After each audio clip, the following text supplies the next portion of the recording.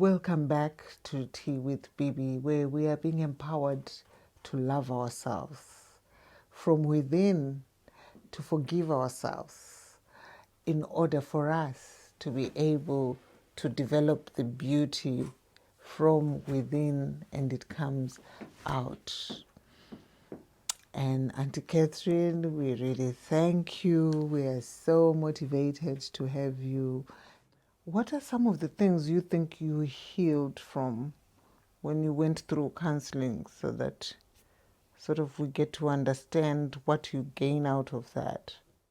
I think I wanted to heal, as I said, from my past, because I was married and then divorced with 4 children. And I think probably I was bitter that no one from my in-laws followed my children. No one even gave me a hand, or not even my parents. They didn't give me a hand, or maybe my siblings. You know, all the things. And here I am. I'm in a foreign land where I'm not coping, because I came after I had actually gone on to my pension. So I looked at myself. Here I am in a foreign land. What am I supposed to do? I cannot forgive those people. I cannot even forgive my family because of what we had passed through, you know. So I thought, no, it's time to heal. So I had to go for counseling.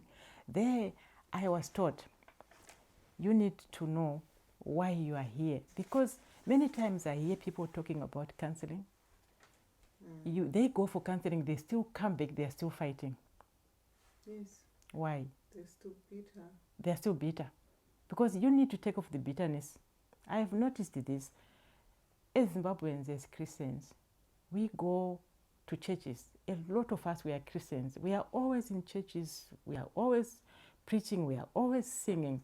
But we've got this bitterness which doesn't come out of us. And you are hating and you hate others. Yet we have this blanket, kutaiwa, you know, God will forgive us or will forgive you. So we need to heal ourselves first. We need to counsel ourselves first, and then you can counsel someone. So then I learned then from there that I had to understand. Someone comes to me and say, Mama, my wife did this to me, and this is what she did, blah, blah, blah. I will give him time to explain.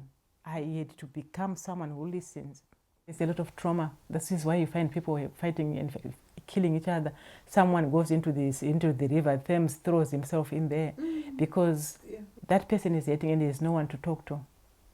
So I then realized one day when I was sitting at home, I realized how many children I have in UK. There are so many. I really looked at them and I said, so God, did you bring me here to help children? Because these are all my children. I look at them, they are all my children. They are all young.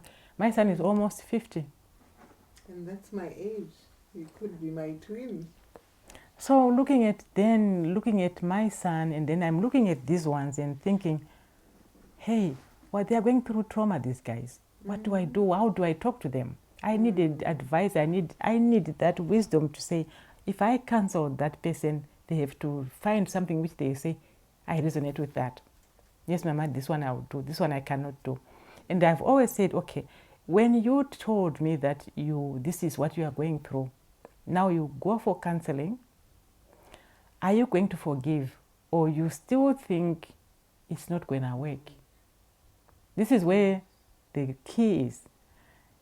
This person is hurting, and this person is not going to heal. So you need to understand what he is saying. Because at times you would come and say, I wish I could throw myself in the... So when that person says that, then I need to find help, because that person, now he needs real help. Now he really needs therapy, because he's not understanding himself. He's now thinking, I would rather die, or I would rather do this, which is not right. We kind of overlook such things. Then when somebody actually kills themselves and so forth, but akanga ataura, yet we don't seek help, maybe because we don't have the knowledge. And thank God you took your time to go and actually learn about it.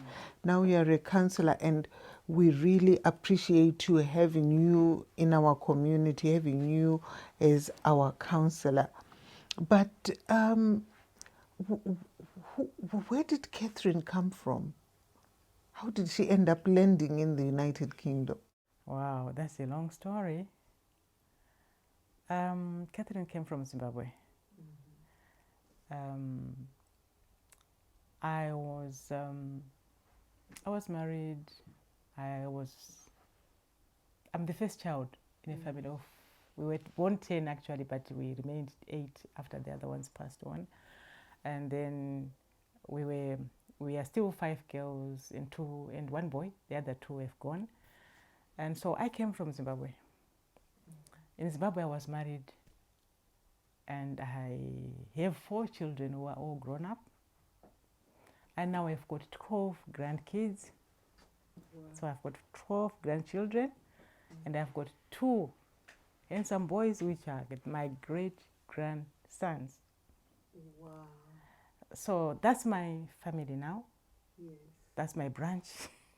Yeah, your whole tribe. That's my tribe. Beautiful tribe. Yes. But like, what age did you get married? Where did you go to school? I got married at a very young age. I went to school, and after standard 6, my time, our time we had standard 6. We start from sub A, sub B, and then standard 1. You know, I think this time it was like form 2, but we actually started from sub A up to standard 6. So after standard 6, my mom said, no, we've got 3 boys. They will need to go to school. We have to save that money for the boys. So Katie has got to get married. There I am. I've just finished my standard 6. I was not even 18 yet. I was 16. And to my mom, I think she didn't understand that going to school for a girl child meant anything to her. No, you're supposed to get married. You're supposed to get married and bring some cows, and then you start your family, and then But then she didn't realize that marriage is not an easy thing. It's not like a straight jacket which you just go in and it's straightforward. There were hooks and turns everywhere. And there I am. I said, no, I can't. I argued until my dad did say, yes. Why are we putting her into that kind of situation? She's still young. Look at the others. I can even talk of the other guys I went to school with, like Rebecca. What do you call her? Rebecca Chisamba. Yes, she's one of my. Yes, we've been in the same class. But before I got married, my dad said, no, she's not 18 yet. We are not allowed to do that. It was the colonial times, but still it wasn't allowed. Parents used to do it, but legally it wasn't. You are watching Tea with Bibi from the United Kingdom with our very famous counsellor in the community.